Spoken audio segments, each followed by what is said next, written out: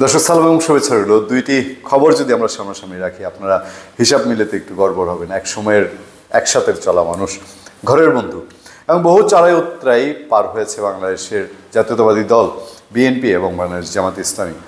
বহু ঝড়ঝঞ্ঝা, বহু সমস্যার মধ্যে দিনকে দিন, রাতকে রাত একসঙ্গে বৈঠক করেছে। বিশেষ করে 1-11-এর আগে তো অবশ্যই চার দলীয় জোট সরকারের সময় বলাই হতো যে জামাত অনেকটাই ডমিনেট করে চার দলীয় জোট সরকারে। তাদের দুইজন মন্ত্রী ছিলেন এবং সে নিয়ে কত না কথা। তারপর 1-11 আসার পর আবার এই ঝড় ঝাপটার মধ্যে দিয়ে জামাতে ইসলামী এবং বিএনপি দফায় দফায় দফায় দফায় দফায় দফায় মিটিং করেছে, নির্বাচনে যাওয়া না যাওয়া, কীভাবে কী রাজনৈতিক হ্যান্ডেল করবে সব কিছু নিয়ে। এরপর আবার যখন আওয়ামী লীগ গভর্নমেন্ট ক্ষমতায় আসলো, টানা 16-17টা বছর একসঙ্গে ফাইট করেছে।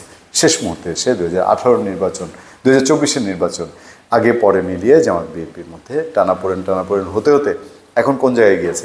ছোট্ট করে দিনের দুটি নিউজের দিকে একটু নজর দিই, এত বিস্তারিত না গিয়ে সামান্য একটু পড়লেই বোঝা যায়। দুটি নিউজের প্রথমটি তো জানেন আপনারা যে পূর্ণাঙ্গ সংস্কার ছাড়া কোনো নির্বাচন নয়।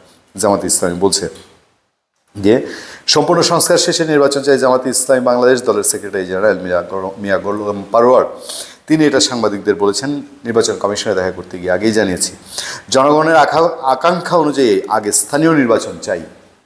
মনে রাখবেন, জামাত আগে স্থানীয় নির্বাচন চায়, এরপর জাতীয় সংসদ নির্বাচন অনুষ্ঠিত হবে। জামাতের সেক্রেটারি জেনারেল বলছেন নির্বাচনকে অবাধ, সুষ্ঠু, নিরপেক্ষ করতে হলে অবশ্যই সংস্কার করা প্রয়োজন। সংস্কার ছাড়া কোনো নির্বাচন নয়। No election without reform. আচ্ছা, আমি এবার যদি স্টেপ ফরওয়ার্ড, বিএনপির সবশেষ এই জামাত যখন এই বক্তব্য দিচ্ছে, তারপর বিএনপি মহাসচিবের একটি বক্তব্য আছে। সেখানে বিএনপি মহাসচিব বলছেন আওয়ামী লীগের নিবন্ধন থাকা না থাকা বিষয়ে জনগণই সিদ্ধান্ত নেবে বলে মন্তব্য করেছেন মির্জা ফখরুল ইসলাম আলমগীর। আওয়ামী লীগের নিবন্ধন থাকা না থাকার বিষয়ে জামাত এই বিষয়ে কি বলে? জামাত আওয়ামী লীগের নিবন্ধন কেন, আওয়ামী লীগকে নির্বাচনে আসতে দিতে চায় না, দেশের মানুষ অনেকটাই জানে। আমি বলেছি যে জনগণ সিদ্ধান্ত নেবে। আমরা এই বিষয়টা বার করে বলে আসছি যে আমরা একটা লিবারেল ডেমোক্রেটিক পার্টি, আমরা গণতন্ত্রে বিশ্বাস করি। গণতন্ত্রের সমস্ত নর্মস অ্যান্ড কন্ডিশন যেগুলো আছে সেগুলোর উপর আমরা আস্থা রাখি এবং সেটা আমরা চর্চা করি, অতীতেও চর্চা করেছি। আচ্ছা, একটা হচ্ছে আওয়ামী লীগ নিষিদ্ধকরণ ইস্যুতে জামাত বিএনপি 2 মেরুতে, আরেকটা হচ্ছে সংস্কার ইস্যুতে। পাশাপাশি দেখেন এই সরকার নিয়ে জামাত কখনোই তীব্র কোনো সমালোচনায় যায়নি। বিএনপি নেতারা কি বলছেন, তারা জেলায় জেলায় যেসব সমাবেশ করছেন সেই সমাবেশে বিএনপির স্থায়ী কমিটির সদস্যরা বলছেন একটু যদি চোখ রাখেন, অন্তর্বর্তী সরকার অধিকাংশ ক্ষেত্রে ব্যর্থ হয়েছে। তাদের অনেকেই পতিত শেখ হাসিনা সরকারের সহযোগী ও রাষ্ট্র পরিচালনায় অদক্ষ। নির্বাচিত জনপ্রতিনিধি ছাড়া কেউ সংবিধান সংশোধন করতে পারে না। এজন্য সংস্কারের নামে কালক্ষেপণ না করে ডিসেম্বরের মধ্যেই জাতীয় নির্বাচন দিতে হবে।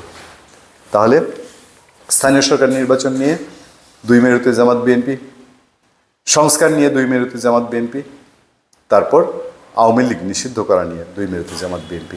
বাংলাদেশের আওয়ামী লীগ বিহীন যদি বলি, মানে প্র্যাকটিক্যালি বাস্তবে ফিল্ডে আওয়ামী লীগ বিহীন যে পরিবেশ পরিস্থিতি, সেই পরিবেশ পরিস্থিতিতে অন্য 2 শক্তি বিএনপি এবং জামাত ইসলামী যদি একে অপরের খুব মেজর ভাইটাল ইস্যুগুলোতে এরকম 2 অবস্থানে থাকে, সামনের দিনে বাংলাদেশের রাজনীতি কতটা মসৃণ।